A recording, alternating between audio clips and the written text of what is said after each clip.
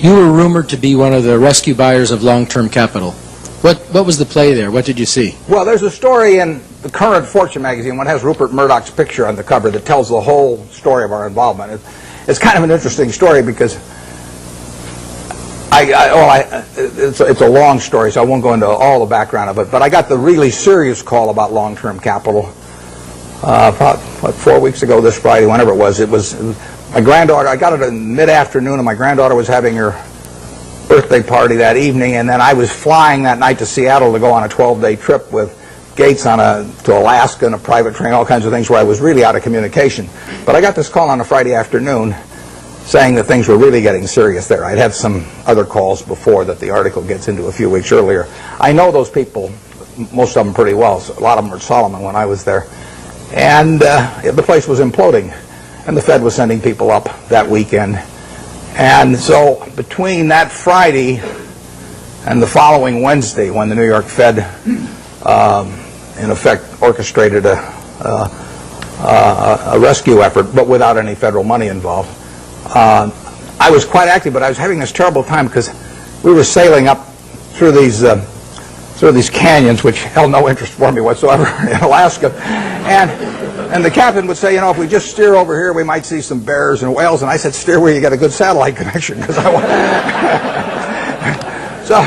So it was. In fact, there's a picture, unfortunately, where I've got my Old Faithfuls going off behind me, and I've got my back to it. I'm on the phone, which was the people in the group thought it was kind of funny the way I was working the phone. But we put in a bid on Wednesday morning. By then I was in Bozeman, Montana, and I talked to Bill McDonough, the head of the New York Fed, about 10 o'clock. They were having a meeting of the bankers at 10 o'clock that morning in New York, and I caught him.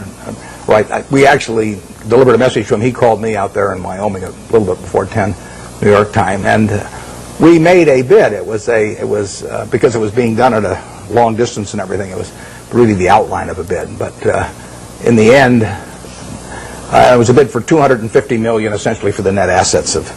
But we would have put in $3.75 billion on top of that, and it would have been $3 billion from Berkshire Hathaway, $700 million from AIG, and $300 million from Goldman Sachs. And we submitted that, but we put a very short time fuse on it, because when you're bidding on $100 billion worth of securities that are moving around, you don't want to leave a fixed price bid out there very long. Plus, we were worried about it getting shopped. In the end, the bankers made the deal, and but it was an interesting period. The whole long-term capital management, and I hope most of you are familiar with it, but the whole story is really fascinating, because if you take John Merriweather and Eric Rosenfeld, Larry Hillenbrand, Greg Hawkins, Victor Agani, the two Nobel Prize winners, Merton and Scholes, if you take the 16 of them, they probably have as high an average IQ as any 16 people working together in one business in the country, including at Microsoft or wherever you want to name. So an incredible amount of intellect in that room. Now you combine that with the fact that those 16 had extensive experience in the field they were operating. I mean, this was not a bunch of guys who had made their money, selling men's clothing and then all of a sudden went into the securities business or anything. They'd had in aggregate, the 16 had probably had 350 or 400 years of experience doing exactly what they were doing. And then you throw in the third factor, that most of them had virtually all of their very substantial net worths in the business. So they had their own money up, hundreds and hundreds of millions of dollars of their own money up, super high intellect, working in a field they knew, and essentially they went broke. And that to me is absolutely fascinating. I mean, if I ever write a book, it's going to be called Why Smart People Do Dumb Things. My partner says it should be autobiographical, but this might be an interesting illustration. And these are perfectly decent guys. I respect them, and they helped me out when I had problems at Solomon, and so they're not bad people at all. But to make money they didn't have and didn't need, they risked what they did have and did need, and that's foolish. That is just plain foolish. If you risk something that is important to you for something that is unimportant to you, it just does not make any sense. I don't care whether the odds are 100 to 1 that you succeed or 1,000 to 1 that you succeed. If you hand me a gun with 1,000 chambers, 1,000,000 chambers in it, and there's a bullet in one chamber, and you said, put it up your temple, how much do you want to be paid to pull it once? I'm not going to pull it. You know, you can name any sum you want, but it doesn't do anything for me on the upside, and I think the downside's fairly clear. So I'm not interested in that kind of a game, and yet people do it financially then without thinking about it very much. There was a great book. It wasn't a great book. It was a great title. There was a lousy book written once with a great title by Walter Gutman. The title was "You Only Have to Get Rich Once."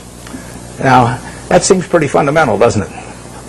What difference if you've got $100 million at the start of the year and you're going to make 10% if you're unleveraged and 20% if you're leveraged 99 times out of 100? What difference does it make at the end of the year whether you've got 110 million or 120 million? Makes no difference at all. I mean, if you die at the end of the year, you know, the guy that writes up the story may make a typo and he may say 110 even if he had 120. So you've got nothing at all. You know, it makes absolutely no difference. It makes no difference to your family. It makes no difference to anything. And yet the downside, particularly managing other people's money, is not only losing all your money, but it's disgrace and humiliation and facing friends whose money you've lost and everything. I just can't imagine an equation that makes sense for. And yet 16 guys with very high IQs who are very decent people entered into that game.